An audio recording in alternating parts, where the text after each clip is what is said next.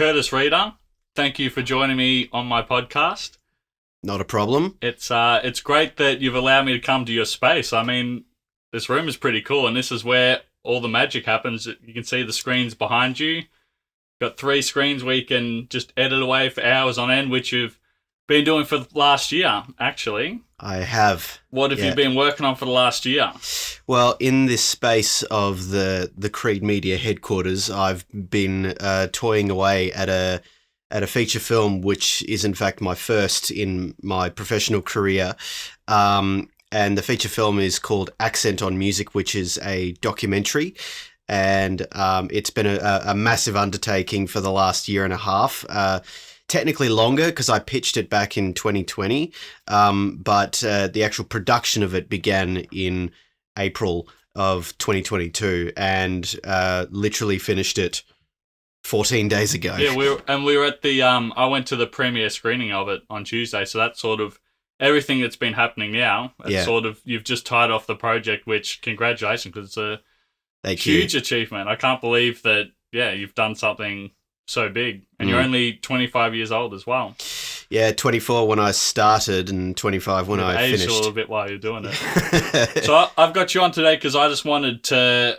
We've done a bit of work together over. I think it's only the last year and a half. Really, we've actually been working together. Yeah, which is kind of crazy because I feel like straight away we got to know each other pretty well, and we've been working on a lot of your projects together. You work with the ACC, which is the Associated Catholic Colleges, which we'll talk all about. But we've been doing lots of sporting events together, like the athletics and swimming. I think it was the swimming was the sort of the first event that you got me on. Yeah. Well, actually, I got you on. No, you're right. Yes, I did get you on that because there was a situation where I can't quite remember what it was, but a bunch of camera guys had pulled out very last minute on some ACC sporting jobs, and I think how we first got connected was through the Facebook videography page. Yeah, that's right. That's just a network of people who just pass on non-paid jobs to each other and thinking that that's okay. So I think in an emergency situation, I just put that post out there being like, hey, this is like 24 hours notice, paid.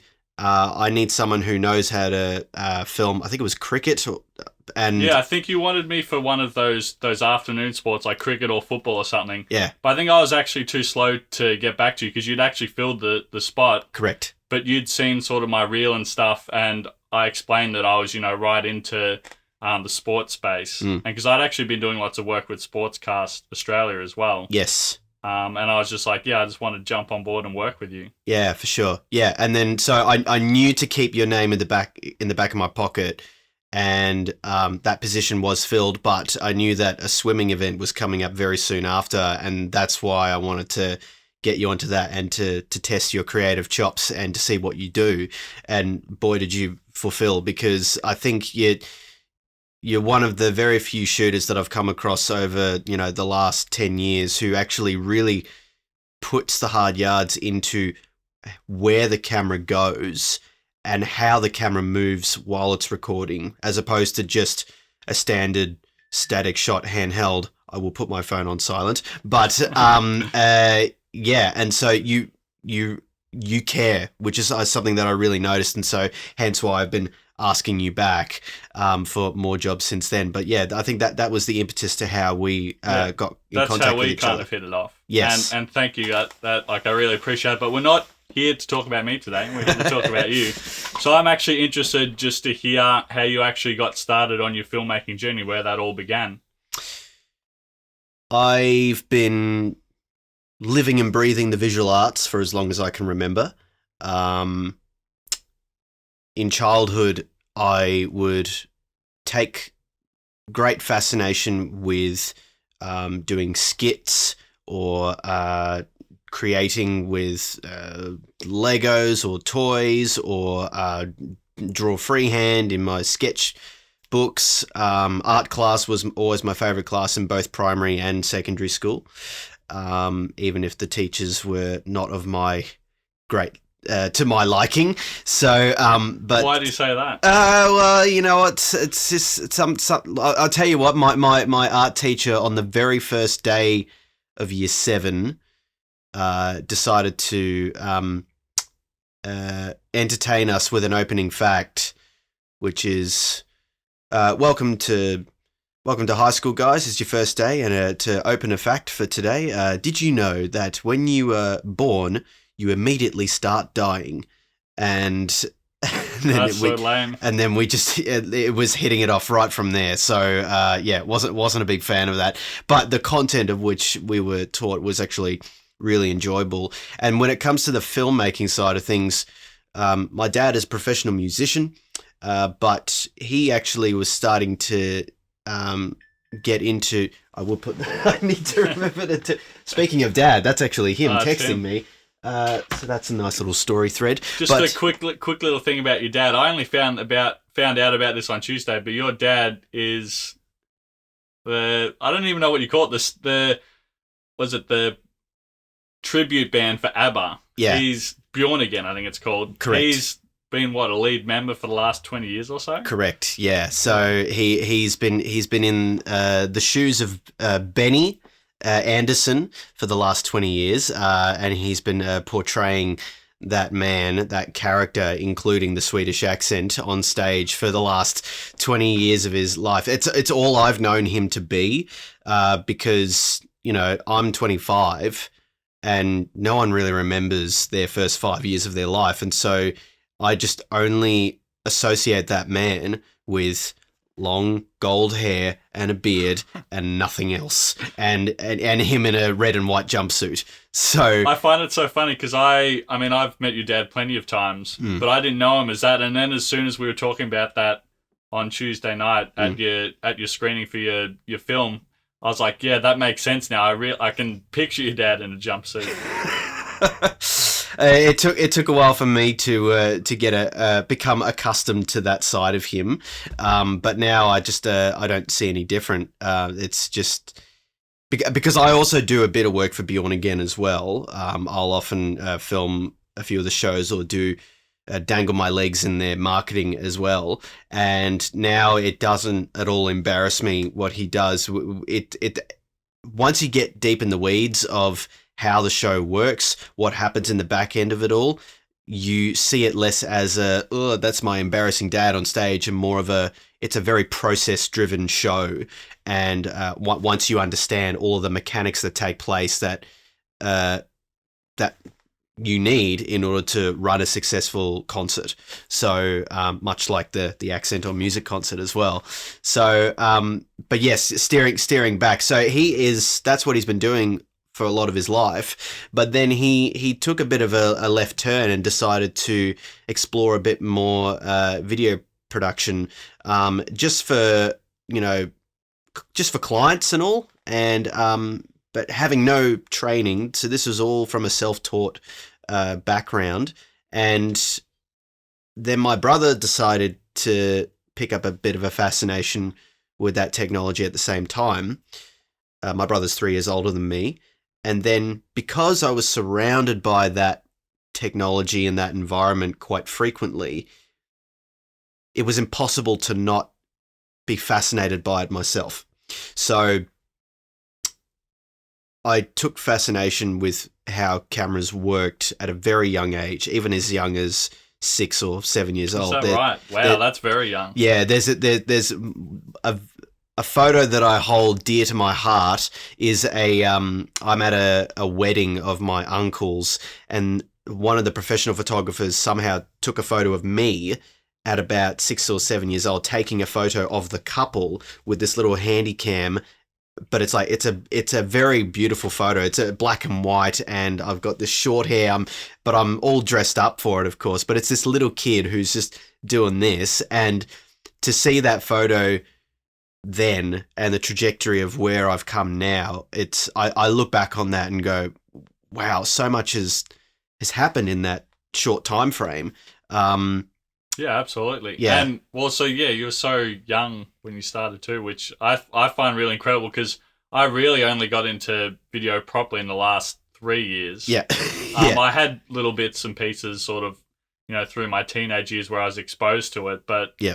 I mean, and you have been working on it for quite some time. I mean, you've been working with the ACC for 10 years. Mm-hmm. Yeah, correct. So, so how did that all start with them? Because they've been one of your biggest clients. Yeah, so as I was developing the skill set in video production, it was still very much a side hustle. I had no intentions whatsoever to pursue it as a career. So that's very important to remember. So during that time, were you working on like short films and things like that? What were you kind of Not doing? really. I think it's just working on, so like my brother and I, we'd be working on our own little skits, and Top Gear was our favorite show, for example, and so we try to recreate our own, but instead of full scaled cars, we'd use Hot Wheels cars and we'd call it Hot Wheels, and and we'd be the presenters, but it, like, as ludicrous as that sounds, but that was actually us training ourselves on how to do the process of assembling shots, assembling a shot list, knowing where the camera goes, and putting it together on iMovie, like the very early stages of iMovie and how horrible it is now. But that was actually our film school, was picking it up ourselves. So so by the time I went to school, or by the time I went to secondary school, year 7, it didn't take long for the school to realize my enthusiasm for filmmaking. Thus, the teachers wanted to take advantage of that and give me opportunities to utilize it in the school space. Now, my school was a little bit behind others in that there was no music classes, there was no media classes, and so it was just the very bog standard stuff. And so when a year 7 camp would come up, I can't remember the exchange, but it was either they asked me or I asked them, could I make a highlights video of our camp? And I didn't even own a camera at the time. A teacher gave me his camera. I don't even know what it was, but somehow it was like an iPod looking thing with a screen on the back, and I'd never seen these things before, but it produces the most potato quality footage in the history of humanity. I bet. But it worked at the time, and I put it together, and they even played it at assembly afterwards. So, and I guess maybe that was the very first time. Yeah, that's actually the very first time that something that I created was shown to a large audience at a school assembly. Was the year 7 camp highlights video. I still remember the soundtrack was "Don't Stop Me Now" by Queen, and it was actually all right. And that's the first experience of, wow, I actually quite like this feeling of, affirmation and praiseworthy, applause in a non-boastful way, and people advocating and affirming the work that I've put together, and in a live sense. So and then I just kept on doing that more and more and more. I filmed a cooking competition. I filmed the swimming and athletics carnivals. Remember, this is all just like voluntary on the side stuff, while I was having to do my schoolwork as well. So it was just a case of whether I had time for it. So obviously that first school camp video was good then, if they had you back doing more stuff. Oh, yeah. I think they clearly weren't going to turn to their IT guy to do it, because I guess it's probably free labor for them, and if it's half decent, why not keep it going? Exactly. But I find that pretty crazy that the teachers are trusting, a year 7 kid to produce a video. So, what was the experience of camp like for you if you had to film? Because filming doesn't take like 2 seconds. No. Gosh, we're getting really deep here now. Because I'm just thinking, I reflect back on my year 7 camp. It was so much fun, but I didn't have to. I was concerned about making friends, not making a video. Yeah, for sure. My social skills were very up and down, and I think I found it really hard to create friendships back then. I feel like I've really gotten pretty good at it now, and just in terms of being able to be a bit more approachable and approach people more confidently. But back then it didn't come too easy. And so I think actually being able to film the experience was my safe zone. That's where my comfort level was. And I was totally fine with that. And plus remembering that this is still new to me, the platform of putting together a video. And so I was just happy to keep trying and keep learning. And so if it meant that I wasn't able to go on a giant swing or a flying fox or whatnot because I was too busy doing this, that was totally fine by me. Now, I think the teachers were never going to allow me to not go on any of the activities, not because it's like, oh, we want you to have a good job. It's more like kind of by force. It's like, no, you have to face your fear and go on this ride. You know, you're not the special kid who doesn't get to go on everything because you've just got a camera in your hand. You know, they would see that as a point of a privileged little boy. But so yeah, I think my experience at camp wasn't spoiled by having to film the experience of it, which was really fruitful actually. Yeah, that is really great because I know just various jobs that I've done, you know, it can seem really cool. Like, yeah, I get to go to this event, but you're not really at the event. You are so consumed by all the video production that you have to perform. And it sucks up all your attention. But I think it probably would have been, I'm guessing it would have been a bit different back then because, well, yeah, video, even just what a typical video is now, I feel like it's come a long way that was, 13 years ago or something. Yeah, pretty much, yeah. Well, yeah, 2011 was the Year 7 camp. And then fast forward to 2013, so the school was very much aware of my presence by this point.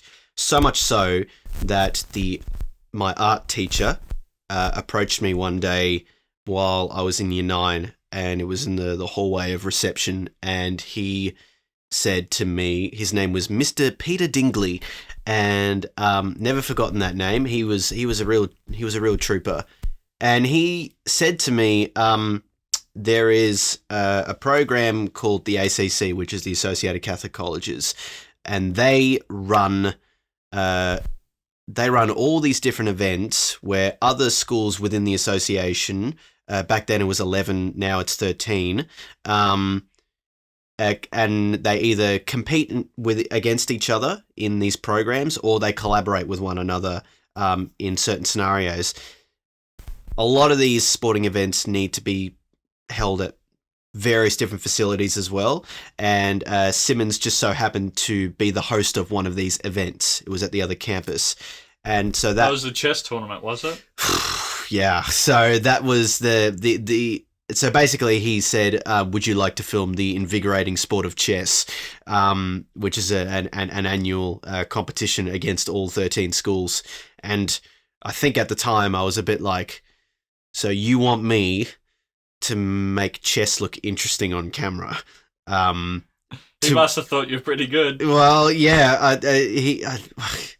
he definitely thought I might have had some creative chops that I didn't think I would have had myself. But so look, I was a little bit iffy about it, but I was curious because it's like this is a very rare occasion where someone is offering me a job here, and the impetus to 100% saying yes was him going, I'll pay you if you want. You got paid as well. I actually got paid for that. And that was something that I definitely was bragging about to all of my mates at class, because I actually don't know what the legalities or ethics are around that sort of stuff of school teachers paying students to that must be the screen. That's okay. But yeah, teachers paying students to undergo service providing. Were you 14 or 15 at this point? Yeah, I was year 9. I was 15. Yeah. So that was a very thrilling sort of experience. But nevertheless, I did go along, and it was at the other campus, and it was actually quite fascinating to see. It was just a sea of students and chess tables, much like you would see at a year 12 exam. It was that kind of setup where you see just this huge hall of tables. I'm not too familiar with how chess tournaments work. Yeah. So and there are 2 students per table, but like times that by 60, 70 tables, so, and it just goes on and on and on. So I think the vastness of the event itself was enough to, help me make it look interesting. So, but that event is where I met the executive officer of the ACC, who is Paddy McKenna, and we shook hands. I even did an interview with him there just to talk about the ACC. I still have this video, by the way. Really? And I remember him having a fascination with what I was doing. I was using a relatively large camcorder at the time and a horrible stabilizer, making me think that I was getting some really smooth cinematic shots, but it was one of the worst cameras in the world. But nevertheless, it did the job. And he expressed interest in wanting to hire me for other events, but already having a degree of understanding of how the business works, I just actually didn't think any further about it, even though he gave me his business card.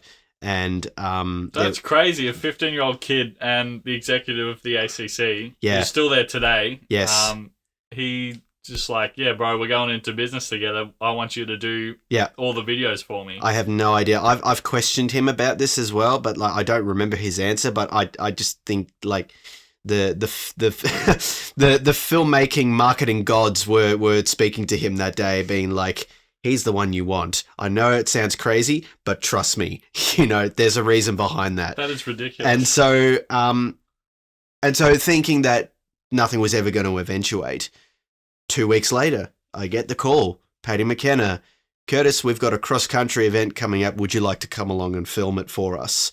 That is the very first ACC commissioned job that I've ever done. Because remember, the previous one was for Simmons. That's was right. Simmons asking me to do chess, right. But this is ACC asking me to do cross-country. So that was in September of 2013, and went along. The video is way too long. It's like 5 or 6 minutes of just boys running.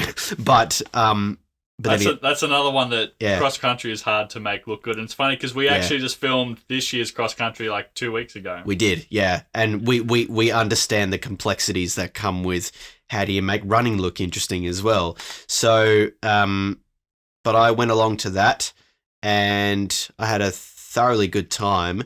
It was hard work. It was just myself, and you've seen Bandura Park, it just goes and goes and goes. It never ends. And but they still held it at Bandura Park all those years ago. Yep. All right. If it works, like if it ain't broke, don't fix it. So just keep going back. So that was obviously the start of your relationship with the ACC. Which again, I'm still stunned that that's how it happened. But it makes no sense. That's crazy. And so you've been with them for 10 years now. Yeah. What was how did that sort of keep building up? What did you do after the cross country? Yeah, so there was a couple more jobs that took place after that. Now, remembering I'm still out of high school by this point, and were you studying?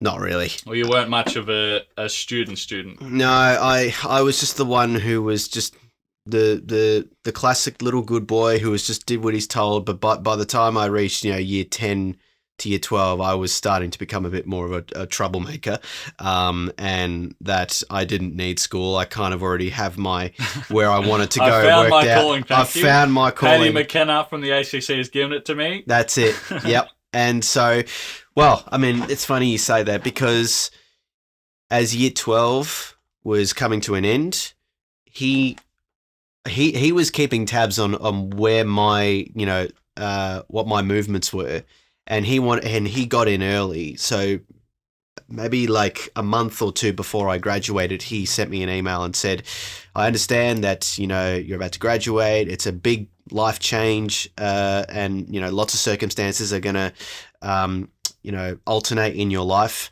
by this point, but would love to take this moment for you to think about whether you would like to come on as our resident videographer for the ACC, which would mean filming up 20 up to 30 different events that we host as an association.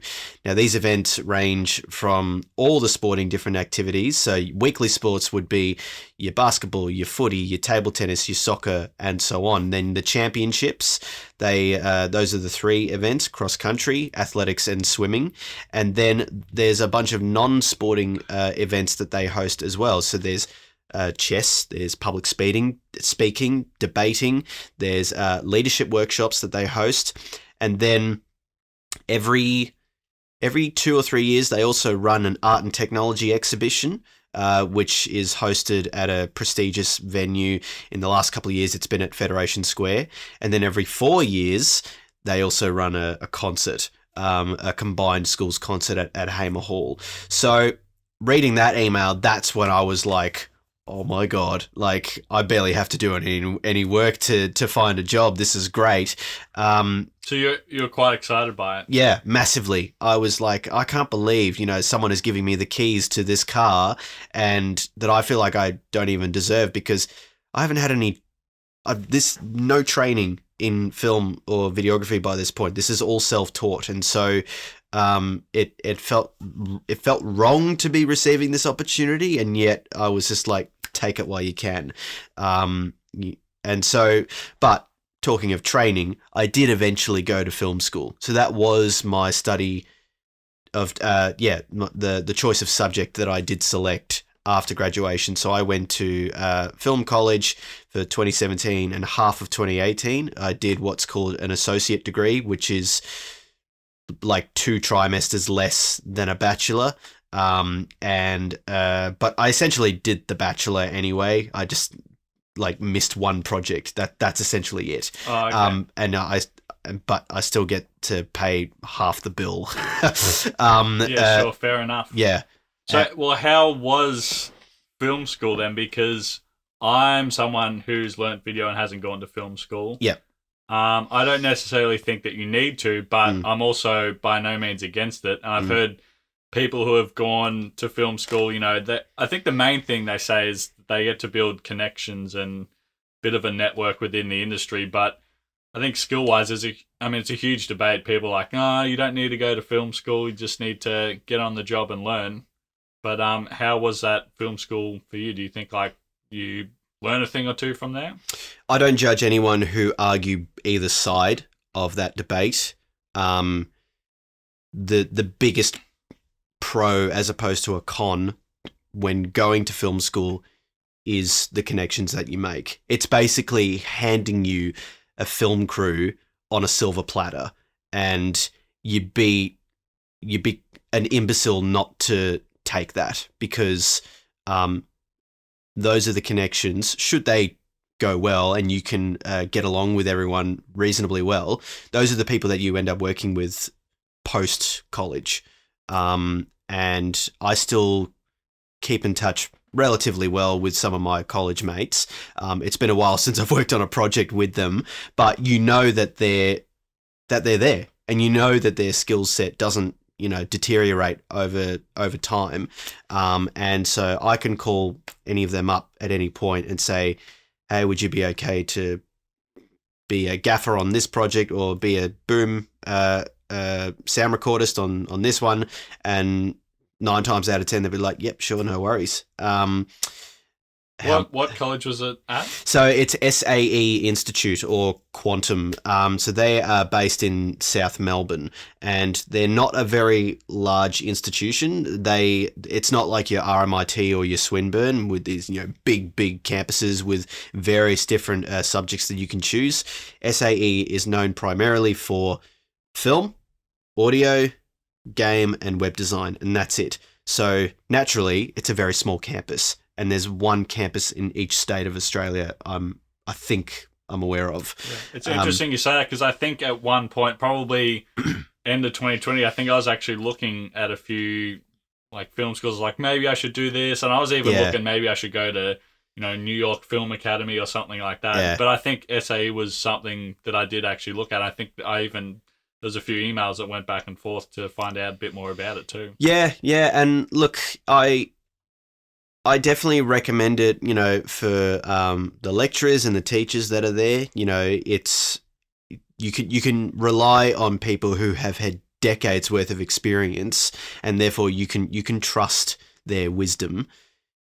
It is up to you, however, as to whether you will choose to open your heart to let that wisdom in, because boy, this was upon reflection, this was a season of knowing what it means to accept constructive criticism. And every single one of us, myself included, when we were told, something that wasn't, in alignment to what the teacher wanted us to do, we'd get very foldy army. No, you're wrong. That's not right. This is like my baby. How dare you criticize my work? 40 years of film experience to tell me how to shoot my film. Exactly. Us pretentious, little college students being like, no, we know what we've done right here. But this is the thing. You're critiquing art. So it's down to... That's my dog, by the way, everyone, in case you've been wondering. Noises. That's a good boy. Yeah, that's his chair, and he looks out of the window, and if another four-legged creature walks past, he plays the police watchdog, which I suppose is a nice little bonus. But yeah, so being able to take constructive criticism, I think that's huge, because that's something that I've very much struggled with. It's only been very recently where I've sort of come to terms. If you're an editor for a project, like, you just have to take the director's notes and you do what they say. You can't, obviously you can push back and suggest certain things, but it is a collaborative process, and you need to be able to work with other people to be able to make films. Oftentimes it's less about the feedback itself and more about how it's delivered. Sometimes we actually are totally fine with the feedback that we're given, but how that feedback is executed vocally, tonally, makes a big difference to how we receive it. So a big tip that I have walked away with, probably the biggest lesson of all from being in SAE, was this number one feedback process that I have since implemented and used to this day, which is you screen a film, and then film's done, and there are three processes that you follow in terms of the feedback. First one is clarifying questions. This gives the audience an opportunity to ask the filmmaker any moments that need to be cleared up in terms of story elements, just confusing moments that need to be clarified. Now, because yes, and then the second process is warm feedback. So what works well, what is actually worthy of praise in the film, and where can you applaud at this moment, and that'll let the filmmaker know, okay, you're heading in the right direction when it comes to this. That might be tricky for some people at film school. Yes. Just because you might see some shocking films. Exactly. Sure. Yep. And so it might be hard to find some warm feedback. You can't sugarcoat it sometimes. And then the third process is cool feedback. So what are the improvements that could be made? And now that process, you observe how others react to following that process, and we might be at the clarifying questions, the first one, but some kids are so eager to get to the cool feedback, and they'll be like, no, we're not there yet. Just follow the steps first. Be respectful. Don't rip into them just yet. No, not yet. So now I would like to think of myself as one that was pretty good at following those steps and observing it well. But man, at the time I was not good at taking it. I really, really wasn't. There was a documentary unit where I made a film. I directed a project with two other guys, and our lecturer was really being picky with us about this one scene that he insisted that we cut out, but I fought him hard on it that we keep in. I haven't watched it for a very long time, so I don't know. I bet I would. What I'm trying to say is, if I look back on it now, I could probably understand his point of view and go, that's why he wanted it removed. Oh, I get it. So, but because you are so invested in your project, it's like your baby, And when someone tells you you need to cut a bit of your baby down, like, it's like, that's a very inhumane request. How dare you? And so, we really had to learn how to take the feedback. I think that's, like I said before, like that's super important one. And I think especially, when you're trying to learn as much as possible, being able to take feedback is incredibly important. Absolutely. So what else? What were you kind of doing at film school? Do you essentially just make films? Yeah. So there was a few. Well, there was some units Hold on a second. Yeah, go on, Mac. The headphones. Oh yeah, that's better now. Yep. Cool. So what was I doing at? Yeah, I'll just ask. Yeah, go. So what were you doing at film school exactly? Were you just working on films? Most of the time, yes, but there were some subjects in which we weren't making films at all. There was a subject on postmodernism, understanding various cultures that the world possesses. Is that right? That seems a bit odd. Yeah, I didn't quite. It was getting really deep in the weeds and very abstract, and I was sitting there being like, what am I learning this for? Like, seriously.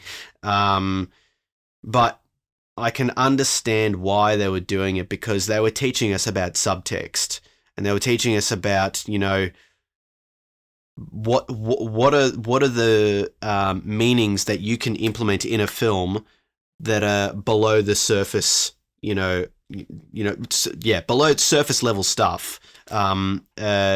Which can get confusing, but you think about subtext. Those are little Easter eggs that you have to look out for, and to the natural human eye and human ear may not make a difference when they're watching a film, but they may not know it. But it's actually subconsciously doing a lot of work and evoking a lot of thoughts in their brains by thinking about what the wallpaper does, what that pot plant does, what this soundtrack means, the period piece and like the time of year in which this story is held, what people eat, how people talk, that all actually makes a difference to how you force an audience member to think. So we had to learn about all those different cultural things about, of how the world works. And so, but I just thought it was a waste of time at at that time. So looking back, do you think it was a waste of time?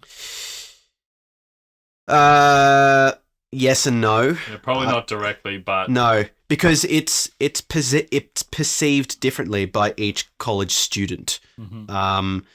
Where it finally, this is actually a good point to mention, where it finally kind of pierced my brain and I had that sort of aha moment was when they wanted us to do a film analysis of our choice of motion picture.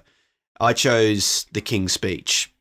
The King's Speech goes down for me as my favorite film I've ever watched, even though I haven't seen it for a while. But that's only because the experience of watching that again in 2017 has completely changed how I watch films ever since in that period of time. When I sat down and analysed it, I even watched the film with the director's commentary as well, which is such a rarity these days, but that was probably the first time I listened to director's commentary. And actually choosing to listen to it, wow, you learn a lot of stuff.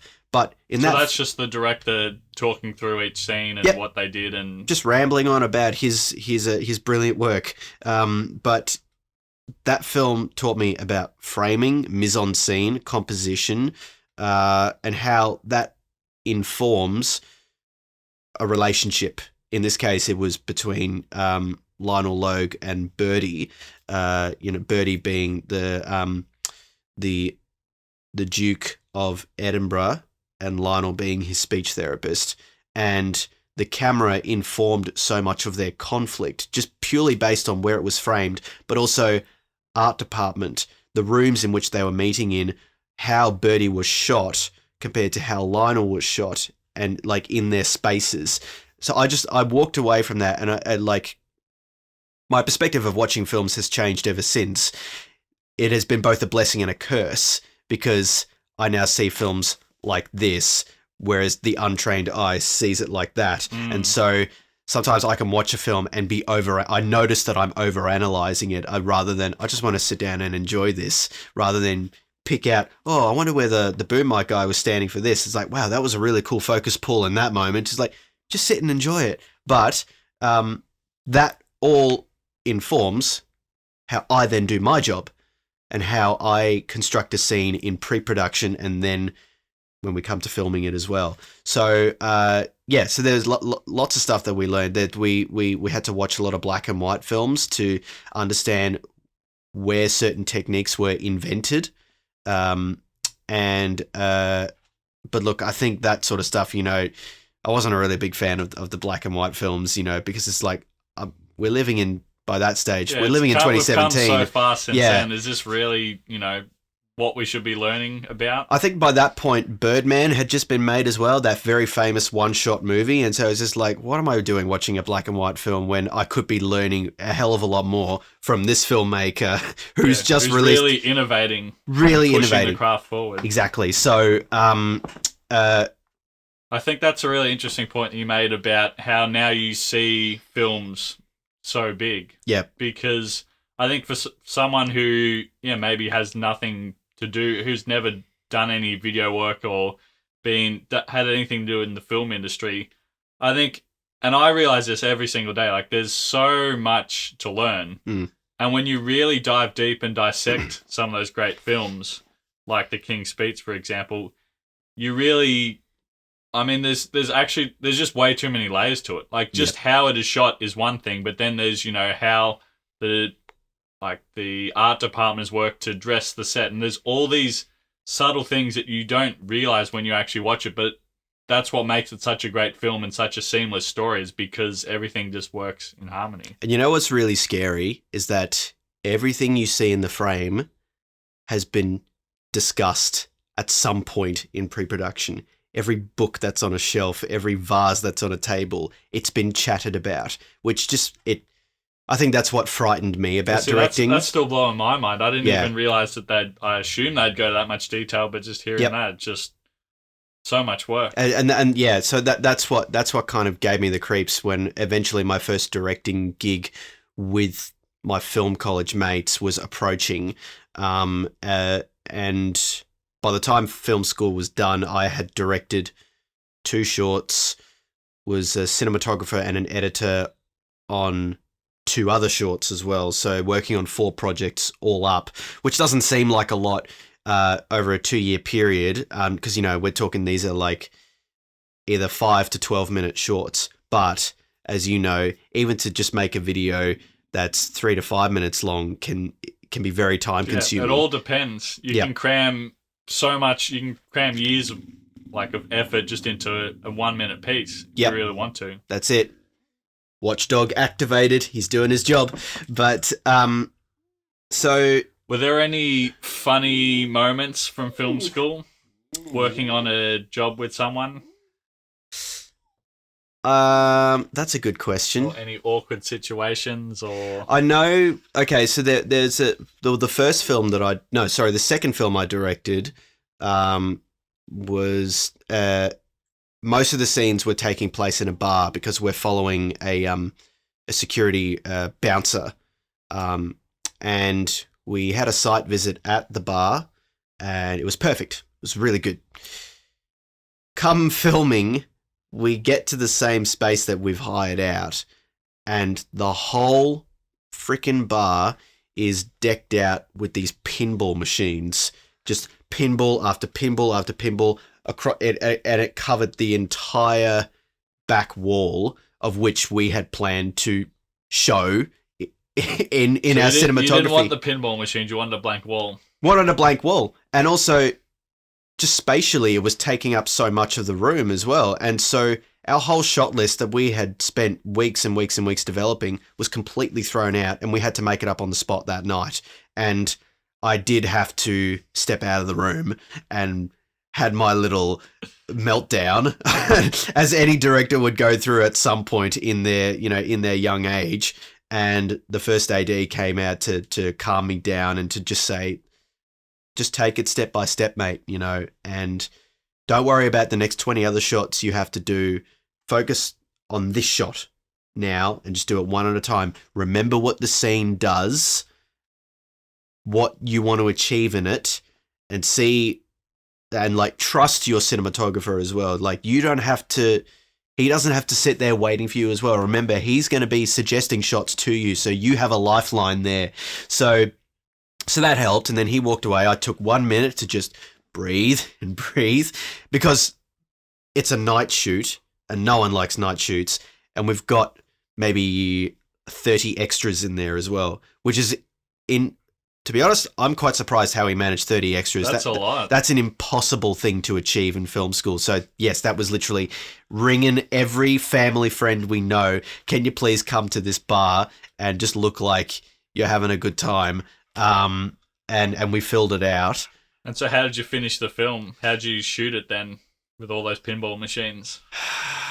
We somehow managed to frame them all out. I think by that point we had abandoned like the 180 degree rule line, and just be like, I don't care if the character's in the shot, I'm happy with that. And we managed to just saw our way through it. I think it did take that fiver, you know, on my own to just reset myself and be like, okay, I know what I'm doing. I don't like the position that we're in, but I actually have no choice to be mad about that. I just have to do the job. I find that so funny because, well, I mean, I'm sure you've experienced it many times since, and I've experienced it, and I listen to, you know, the top filmmakers talk about it. They do all this preparation leading up to the shoot day, and it only takes one little thing to go wrong. Like for you, it was the pinball machines that got in the way, and that just completely scraps the whole plan, and you have to make it up on the spot, which I feel like happens 9 times out of 10 in this sort of work, is that you just have to adapt and do it on the fly. There's a great podcast with Rob Lowe, and he talks about what they don't teach you at film school. And what he says exactly parallels to my experience, and probably no doubt everyone else's that were studying there, in that they teach you about the layers and construction of a film from a filmmaking point of view, so, and all the departments that are involved, so the camera, the sound, the lighting, the art department, the makeup. What they don't teach you is, oh no, it's raining. Okay, we need to have a backup plan. Oh, this woman, she's now pregnant. Okay, we have to change the character backstory. Oh, okay, we have to hold on for sound because there's a dog barking 2 doors down from us, and we have to knock on the neighbor's door to say, hey, could you please shush your dog? They don't teach you that crap. So what filmmaking ultimately is not filmmaking, it's problem solving. You never, to any young filmmakers out there watching or listening, let me tell you now, you will never have the opportunity to work in a perfect environment, because there's always going to be a curveball that is thrown at you that you have to somehow catch or dodge, because and you really need to be good at initiative. You can't be indecisive, because especially when you're sitting in the director's chair, any director will tell you that the best thing or the worst thing that they love or hate about the experience is the questions, the constant questions, and you have to answer it quickly, very promptly, because there's a crew there standing around waiting for you to tell them what to do. Now, what I aim to do in pre-production is to have as many conversations as I possibly can, so that by the time we get on set, we're not faffing around and going, oh, what jumper should this guy wear? Or do you reckon we should put the table here? The most faffing around you'd end up doing is with camera and with production, art department, sorry. Because again, like the pinball machines, you're going to be, you just never know what's going to happen between site visit and the actual day of filming, because, you know, the set might be completely different to how you first visualized it. So, yeah, so it's a dance. it's a skill to learn, and it's a skill to be okay with. By the time that particular film was done, there was a point where I lost my cool in post production, and I think I did storm out the room No, I didn't storm out the room. I stormed out of a meeting with my crew, not in class. I would never do that. But yeah, fist on the table and rushed out, and my producer ran to follow me, and that was Bradley actually, and he was just like, first of all, calm down. Calm yourself. It's just a film, mate. But like, I think what causes you to have a reaction like that is you care about the product, but also you're not used to this feeling of that constructive criticism that we're talking about, or just all of the imperfections that you face when you're working on a project. Again, that's probably something that I just wish the lecturers gave us a bit more warning about, is just to simply say, hey guys, I know you're putting your heart and soul into preparing for this in pre-production, but just be warned, you're gonna... there's a lot of brick walls that you're about to face. I think even just a little warning like that, we may have approached our psychology towards our projects a little bit more maturely and differently, and therefore we would have known to react to those situations a bit more calmly as well. Yeah, it's definitely a problem-solving game. Did you know, this is a fun fact for you, I don't know if you know it or not, but Steven Spielberg, before every shoot day, he throws up just because of the amount of stress. No. And I'm not surprised. I find that so funny because there's been, so many jobs where I've been super nervous for. Yeah. 9 times out of 10, it works out even better than you could have imagined. And yes. It's like no hiccups, it's all fine. Yeah.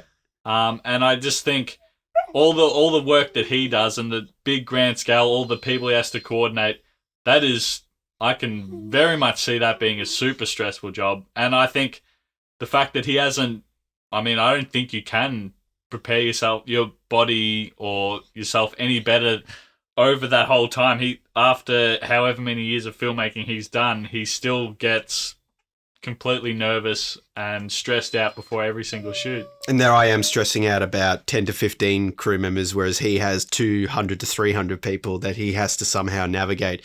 So that doesn't surprise me at all that he would throw up.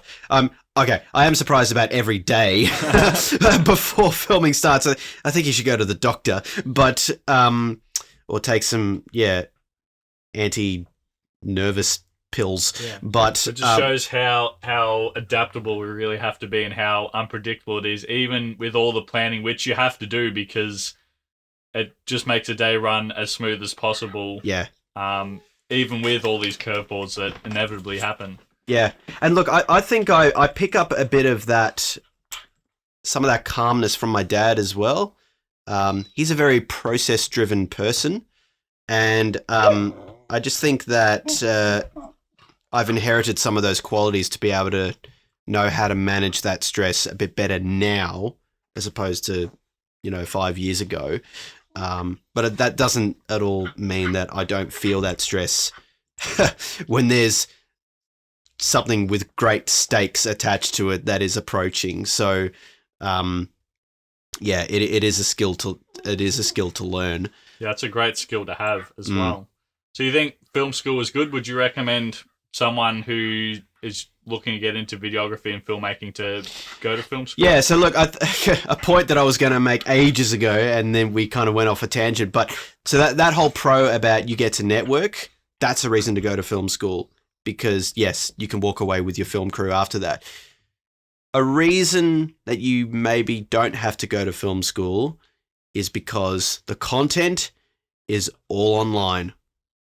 Like, seriously, don't waste a $50,000+ debt, to something that you could just bring up on a simple Google or YouTube search.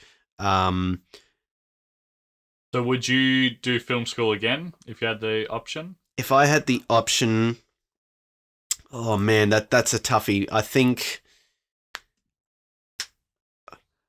yes, if meant that it can be as practical as possible. If I'm just sitting there on my ass in a classroom all day, every day, I probably would opt out, even if the content would be of great value to me. But I want to be up. I want to be moving. I want to get into it. I want to light a shot. I want to rig up a camera. I want to get actors onto the stage, you know? So I care more about that than they're just sitting down all day, because I think the reason why the ACC honestly has been my real film school as opposed to SAE is because I'm actually getting out there and doing it. You're not going to learn how to be a filmmaker if you sit in a classroom all day. You actually have to get out into the field and do some bloody filmmaking, right? And that means trial and error as well. So I'm a bit maybe 70-30. Would I go back to film school? Like maybe 70% yes, 30% no. As long as you're getting hands-on practical stuff, you'd definitely go back. Yeah, and good people. And to know that you'll be working with people that are just as passionate as you as well. There was a university that I did look at. I won't name what it was, but they did offer me a placement, but I actually said no because it was the interviewing process that actually turned me off the experience of wanting to go there, because I saw all of the passion had completely drained out of those teachers. I only had to take one look at them and how they were, you know, giving their presentations to us and being like, no. Yeah, no thanks. We're very passionate people. We're passionate about our filmmaking, and we don't sure want to have are. anything less. We sure are. So during that whole time that you were studying at film school, were you still working with the ACC? Yep. So by that point, so 2017 was the first year after graduation, and had made at least 30 videos for them by that point. So it actually timed out really well to be doing film school and doing ACC for the very first time properly, because I had plenty of work of which that I was getting reasonably well paid for, and then had enough time to do study, but also in the same field of which I was working as well. So it's not like I was working at a fast food outlet or, you know, at Kmart or Target and then doing film school on the side. My work was actually connected to what I was studying, which great. I think again, it doubled the timing of you can learning. Take what you learn and apply it straight away. Exactly. So the education was just really quick, which I have always really appreciated. You know, I sit here completely understanding and acknowledging that not everyone gets that. That kind of stroke of good luck, but that's just how things have landed on my lap, and so I always try to maintain that sense of gratitude towards how lucky I've been in that circumstance. So, but then eventually film school came to an end. Even though I graduated, I was asked back to help be a cinematographer on one last project. So that technically is not credited in my film schooling, but it's there as part of the experience. And then by that point... were you working on other stuff as well as the ACC work after you graduated? Yeah, so client work was slowly building. Because a couple more years had passed with the ACC, schools were starting to take notice of my work. Individual schools, and that's when the phone started to ring, word of mouth started to spread, and I was slowly racking up the numbers of working for each of those individual schools that participated at the ACC. I thought schools would be a bit selfish and would hold their cards close to their chest in terms of sharing their service providers and contractors to other schools, but honestly, no, it was just literally a case of, oh, who made that video for you? Oh, it was this guy. Can we have him? Yeah, sure. Here's his number. And that was that. So, so you were getting plenty of work then? I was getting plenty of work, but plenty of work for a 21-year-old. Let's put it that way. But in the broader scheme of things, maybe not a lot. And so by that point, now while all this is bubbling away, I'm now developing a passion for working with schools specifically. Because when you start out as a videographer, with the intentions of running your own freelance business, which is now Creed Media. Used to be called Creed Pictures, actually, for a while. But you started Creed when you were, I think, you must probably high when school. you were 15, I guess. Yeah, 2012 was when the Creed name was first established. Yeah. Because I figured I better be putting some sort of a label at the end of these videos if I'm going to keep doing this. And so why Creed? Because it is Reader from my surname and the C from Curtis, and just bang. Simple as that. There's no other together. story attached to it. So I think I thought of the name on a big drive home from Sydney, because I had plenty of time to think of a name for that 12 hours. Well, I remember when I worked with you the first time, you gave me a little cap to wear. Creed. What the hell is Creed all about? Yeah. I can't remember if I deciphered it or if you told me, but I thought it was a very clever and creative. Sometimes name. I actually don't try to reveal it to the interested straight away. I try to see if they can work it out themselves, if they know me well enough and they know my name well enough. Yeah, so I was developing this passion for working with schools. I actually really started to enjoy interacting with students, young people, and the staff. That 9 times out of 10, the staff are actually so gracious towards my presence there as a videographer. One, I think because they know I'm there to make them look good. And so they're very appreciative of that. But like they treat me almost like I'm a special guest celebrity there, because they welcome me in. They're like, the whole campus is yours. You just tell us what to do and we will do it for you. If we have to move furniture, if we have to pull kids out of class, if we have to put on an experiment in science, just let us know. I love It's that. like, That's amazing. Wow. Okay, I have total creative control of this entire 600 kid school plus staff. You can do a lot with a high-vis vest and a clipboard, but you can do even more with the video camera, I'll tell you that. That's it. And the thing about the video camera, especially if I'm doing work for primary schools, kids think that I'm Hollywood has just stepped onto their front door, and they hound me, man. They're like paparazzi, except the other way around, where everyone's chasing the cameraman instead of the cameraman chasing the people. Because there's been I've done few jobs for primary schools, probably for that reason. But you try to get shots of kids in their element during recess and lunch, but the minute they see the camera, even if I try to be discreet and make it as small of a setup as possible, they'll still find it and they will run and they'll be like, yeah. And so I'd have to like come up with on the spot experiments, be like, right, kids, I want you all to run in that direction and come back. 1, 2, 3, go. Quickly film them running away, and then I run off so that I can go and film something else. But like the joy of working at schools is that very rare occasion where a student may come up and say, what camera are you using? Or how does X, Y, and Z work? And that starts a really valuable conversation between myself and a kid who's interested in pursuing the very same thing down the track. There's been few occasions where I've even offered a couple of jobs to kids that I've interacted with at certain schools as well. Really? A kid would come up and say, oh, I'm really interested in going into media. And I'd be like, well, hey, mate, I'm filming an athletics carnival in a couple of weeks' time. Just come along to that. You'll learn more about that. Do you know how to edit? Because I've got 60 hours of footage I need you to chop up for me.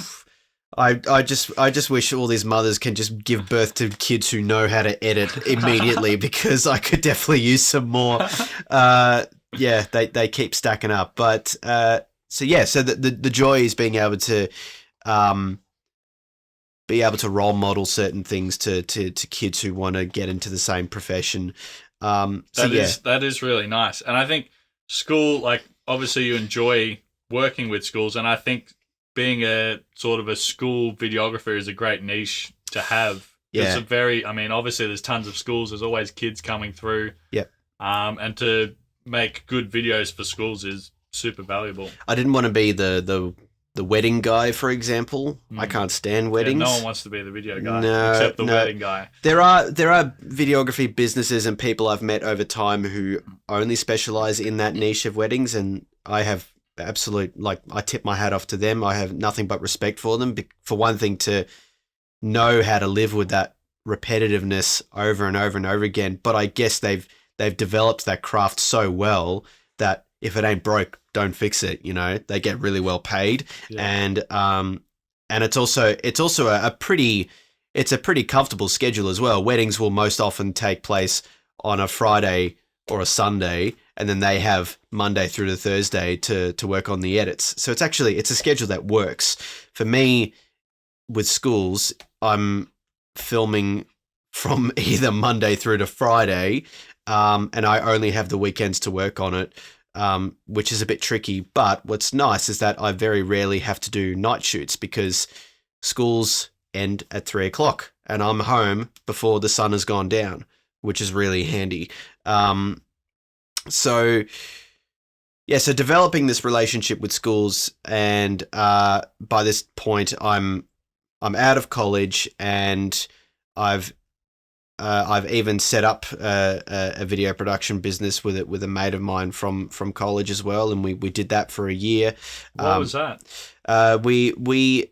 It was called R&H Media. So R&H being Reader and Horn. So that was his surname, and we wanted to basically pursue filmmaking in the school sector, and we did, and it was very good. But circumstances were changing in his life, and so unfortunately we did have to disband it. But in that process, I got to learn about business management, and my mum, who is a consultant for really big corporations, she was very kind enough to be our managing consultant for our business, and she taught us about profit margins and organization and service provider and client relationships, and how you maintain that and navigate all of that, because this is a very people driven business. You have to know how to talk to your client, and that's so good. And they're all the good skills to have, because when I first started, I just thought it was all about making the best video, which I think in many ways, I feel like that is the ultimate thing. If you are able to produce great videos, people will hire you based on that. But there's so much more that goes into being able to freelance and run a videography business, is communicating with people and how you charge and how you're actually going to get money, essentially. Yep, absolutely. So both of us learnt a lot just in that 11, 10 months of running the business. So that then closed down, and then by this point it's 2019, and Creed is kind of getting a bit rusty by this point, and I think for some reason my job, my profession, and my workflow looked like it was kind of going that way a bit. I was still doing down. We're still doing ACC work, but I just looked at my situation and thought, this is, financially starting to not be a viable option for me. I have to potentially look at, either getting a second job or pursue something completely different. And I was honestly 9 to 5. Yep, a 9 to 5 desk job, like seriously. And I was dangling my legs in the idea of potentially becoming a social worker, and right. I even went as far as looking at universities and schools, even though after having just graduated, I never want to go through. My opinion is I never want to go through college again. I just think it's a waste of time to keep going back to school and racking up so much debt. Yeah. That's a very political standpoint that I have. But so how did you get out of this hole? You know who it was? It was my dearest mother.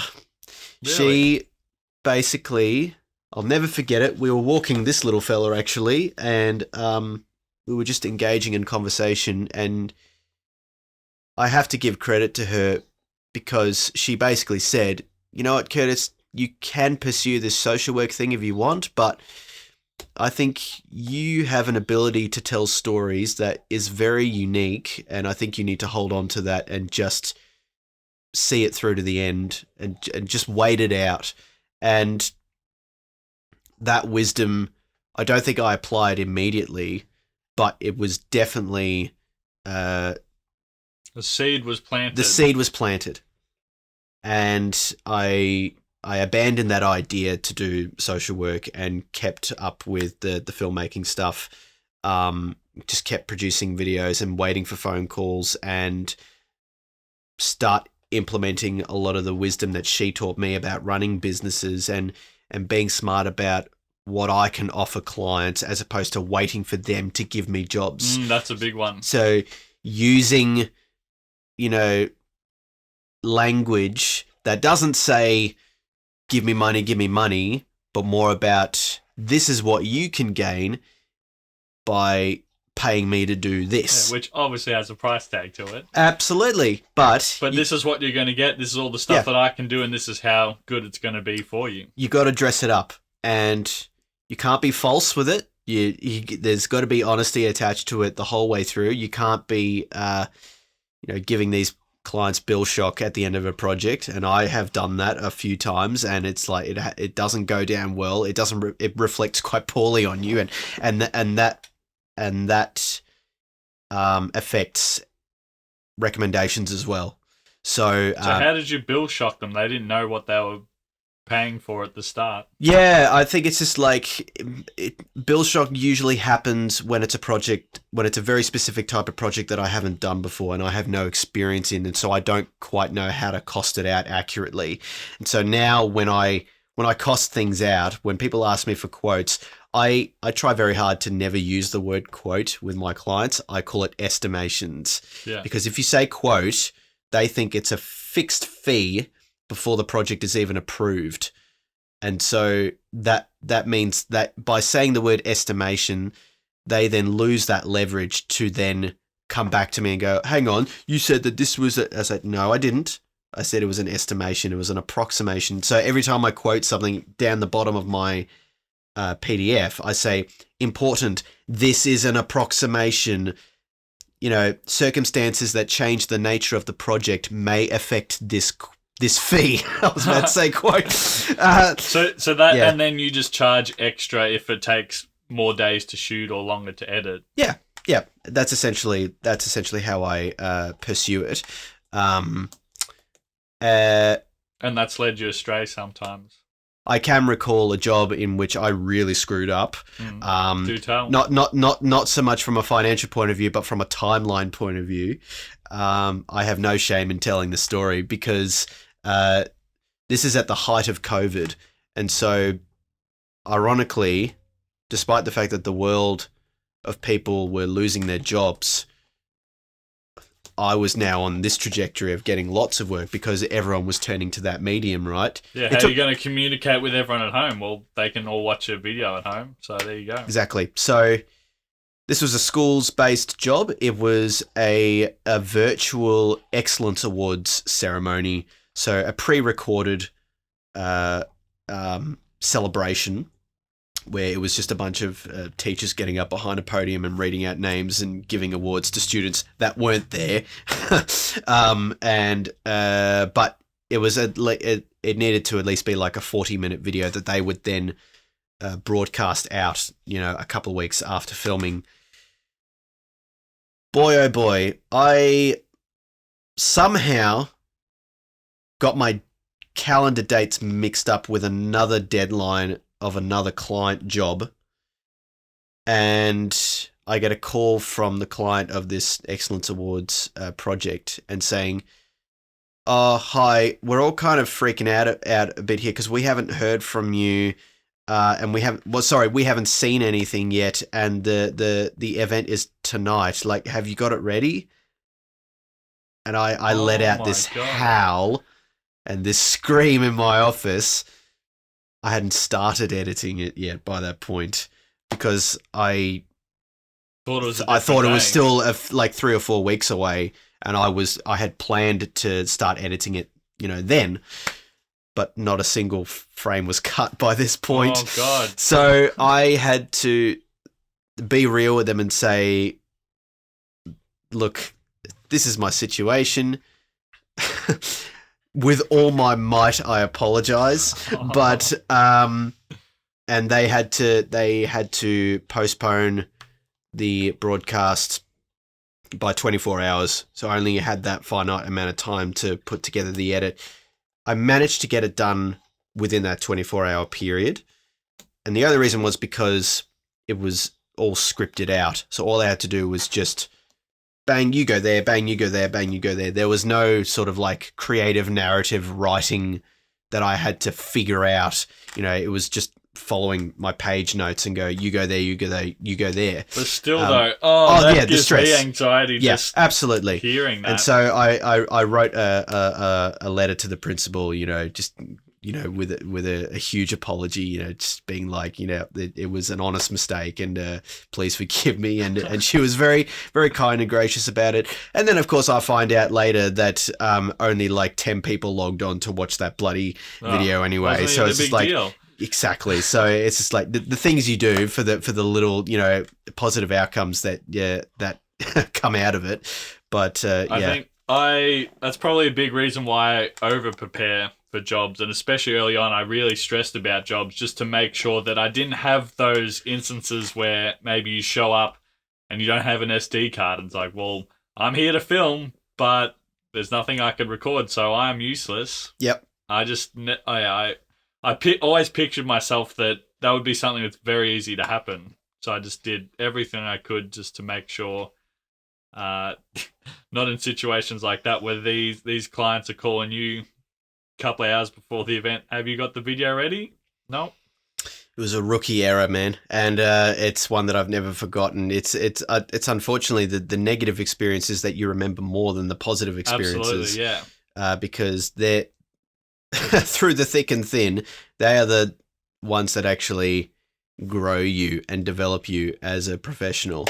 Well, so you've obviously survived a few difficulties in your time, and then so you're back on that rise during COVID, and so I'm guessing that sort of gets us up to speed now. With the last couple of years, you've been working back full steam again with the ACC, and you've been working with a few other school bodies. Like, you've got me to help on the AGSV, a couple of videos for them. And actually, we'll mention this because this was kind of cool. I think it's fair to say, and like, I guess I'll say it because then you're not bragging, but I think the video that you put together that we shot for the AGSV on the athletics carnival, it was their 100-year anniversary video, and you just absolutely nailed it. It was the sickest school athletics carnival video that anyone could ever put together, and that's why we don't want to do another one with them, because there's no way that we could top that.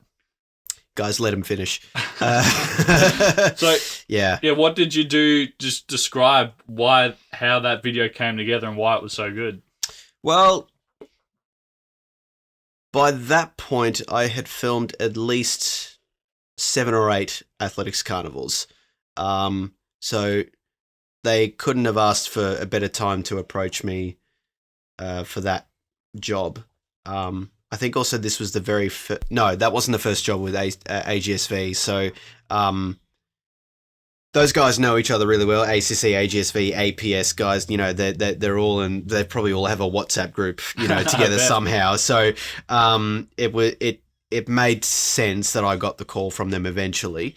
And yeah, so their executive officer, Troy, he said, you know, our 100th anniversary is coming. Well, technically the 100th anniversary was a couple of years prior to that, but COVID, you know, postponed that event. True. So they were in catch-up mode. But still, nevertheless, it was still the 100th time they were running that carnival. And I just saw this as, okay, we have to pay attention a bit more here. This is just not your ordinary athletics carnival that we're running at Lakeside Stadium. So we got to get deep in the weeds just in regards to the history of what this day means as well. So, and I love videos where I get to go back to archival footage. I think that's why I have this soft spot for documentary making. And if film narrative projects don't work out for me in the long run in terms of working with actors, I'm happy to stick with documentary making, because I just love showing memorabilia in the form of old photos, and if I'm lucky, old footage as well. And then you can bring it back to the present and just show that whole change since then. Exactly. And that was what, I thought was that just really elevated the whole film, or the whole athletics video, was that deep story that we could really dive into. Yeah. And because you're huge into your storytelling, And I've only learnt within the last year or so that story is king and is what really makes or breaks a great video. Mm-hmm. And you just nailed it with all the old footage of, people running in black and white, and how you'd match cut it to bang, all of a sudden now we're here in the present. There's a shot, I cannot believe, like, in just how the world works, somehow there's this one shot that I was like, I couldn't have asked for a better outcome with it in terms of a match cut. There is 2 Ivanhoe grammar boys, one boy behind passing on a baton to another boy in front. And there is a shot of, in the 2022 carnival, of an Ivanhoe boy passing it to the one in front, exact same frame. And when they gave me that archival footage, I saw that and went, oh my God, I like it. It like, hallelujah. We got that this is shot the best match cut in the world. Perfect match cut. Because it was perfect. And like, it was in slow-mo as well. Like, yeah, God was looking out for me there. It was just so good. I might link that one below in the description, because that'll be a good one to check out. Yeah, absolutely. I really love that video, and that's probably the best project that I've worked with you on. Oh, brilliant! I'm really glad, and thank you for your kind words too. I watched it a week ago, I think, because I just saw it there, and it's like, oh, I feel like being nostalgic and watching back. And it was so great too, because they had just to dive into a little bit more, they had some guy who had broken a record. It couldn't have been 100 years ago, because I think everyone. No. So there was a bloke there who had set a record in 1966. Yeah, the oldest record holder it was. Yeah, oldest record holder for it was either the 400 or 800 meters in 22.24 seconds. And then he was actually there at the event. Because he presented the trophy. Yes. And then again, you did a match cut to the 100 years ago when they presented the trophy, and we did it, like, we just staged it a little bit. Yep. So it would be exactly the same for the photo, and it just perfect match cut. Yeah. And just perfect way to finish that the video. It's 4 or 5 minutes long, but that encapsulates everything that I love about filmmaking. It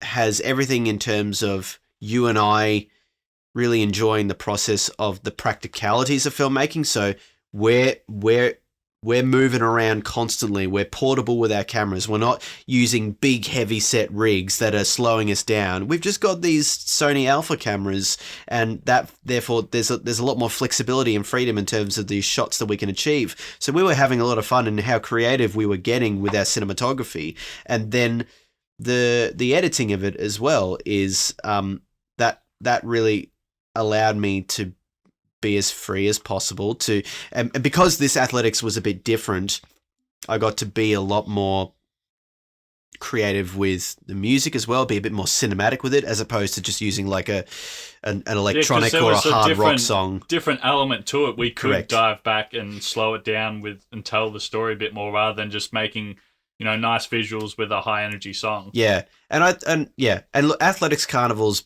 by nature have a lot going on. There's just the general running, but there's also the on-field activities as well, the off-field activities, so long jump, high jump, discus, and shot put. And so already the video just has a lot of variety in itself. And for me, variety is really important to keeping an audience member's attention, because in our day and age, our attention span has now been like shrinked to this. You only have 2 seconds to get this person's attention on Instagram before they keep scrolling.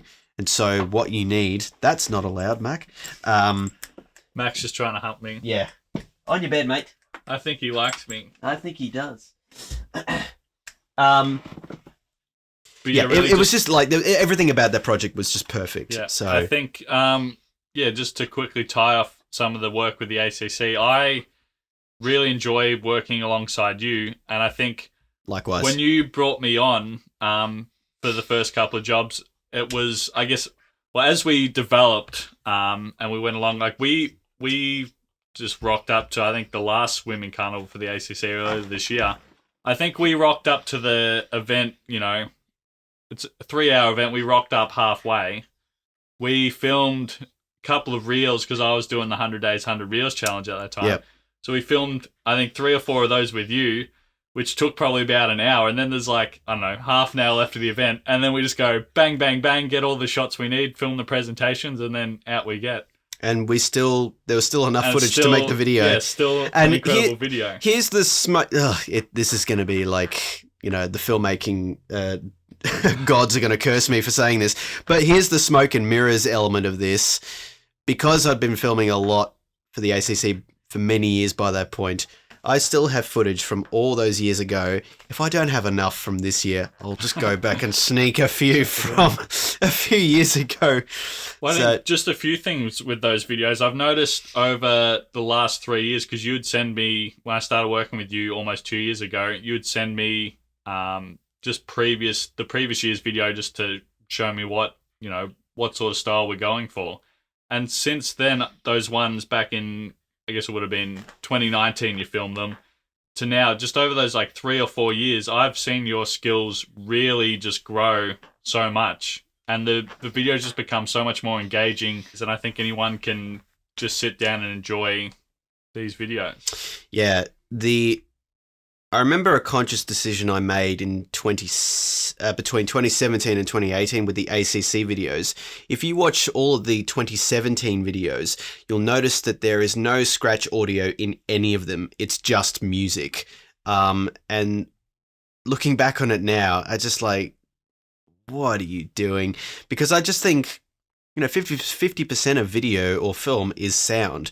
And so I made a conscious choice to start using the audio that these cameras capture in more of my videos. And that then kicked off my sound engineering journey and understanding the relationship that it has with the visuals, and then understanding EQing and understanding levels and compression and limiters and all that. And that just unlocks a whole nother door and array of techniques that you can use, and you can use it to cut little sequences together. Correct. And just make it so much more dynamic. Yep. And then to bring it back to film school, all of the techniques that I learned and picked up when it came to lighting, I now start to look out for in the work that I do for clients. Now, with ACC or event capturing, you only get to really work in the lighting that is provided to you, which oftentimes is just the sun, or in big conference room spaces, or just spaces where you can't really control much of that.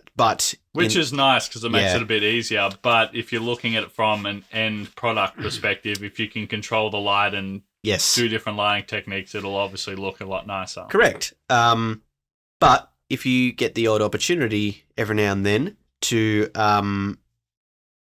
form an interview, or just stage some sort of a scene where you can control the lighting, brilliant. That's great. And then you start to think about your key lights, your fills, your hair lights, the 3-point lighting. Mm-hmm. And so, and understanding where the camera goes in relation to that. So, to the viewers watching right now, understanding that the shadow must always sit on this side as opposed to the other side. Yes, it's very innocent and fine to film all those subtle things. And of course, people might go, why? That doesn't matter. But that's just where the nerd comes out of all of us. We love to geek out about that sort of stuff. And that's why it is such a great practice, because you're never going to learn everything. There's just so much to it. And I think that really speaks to experience too, is that's why you can't just watch a YouTube video and go film a perfect video, because there's so much that you just have to learn and just build up over time. So you might get good at lighting first, and then maybe after that, okay, well now we get to learn how to, really dial in the sound and make it sound good, and framing and all those different sort of skills. Absolutely. Thank you for listening. That concludes the first part in this 2-part series with Curtis Reeder. Join us for part 2, where Curtis shares all the challenges that he faced in his most recent filmmaking endeavour in creating his first ever feature-length documentary.